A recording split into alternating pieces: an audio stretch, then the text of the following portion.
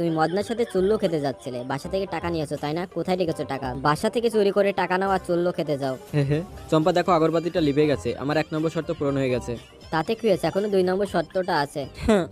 আমার পরের শর্ত, তোমাকে ছায়ামূর্তিতে খেলা দেখাতে হবে। আরে এটা তো আমি তুড়ি মেরে কমপ্লিট করে দিব। আমিও দেখি তুমি কেমন খেলা দেখাতে পারো। এই মন্ত্রী, তুমি আমার সাথে বেইমানি করছো, তুমি আমার রাজ্য দখল করতে চাচ্ছ। না মহারাজ, আমি বেইমানি করিনি। মহারাজ আমাকে মারবেন না।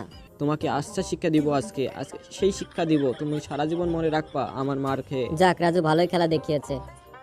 3 নম্বর শর্ত, তোমাকে এই ইটগুলো ভাঙতে হবে। তুমি কি আমার হাত ভাঙার ধান্দা করছো? আমি কোনো ধান্দা করছি না, না পারলে বলো, তোমাকে বাইরে যেতে হবে না। আচ্ছা সমস্যা নেই, আমি ভেঙে ফেলবো। আমিও দেখি। মোটু আর মদ্দার কাছে সিগন্যালটা পাঠিয়ে দিই। আরে এটা তো রাজুর সিগন্যাল, তাড়াতাড়ি যাই। এ কি, মোটু আর মদনা আসছে কই? কি হলো তোমার, ভাঙো। রাজু চিন্তা করিস না, আমরা চলে এসেছি। চম্পা ওই দেখো আকাশে কি উড়ে যাচ্ছে।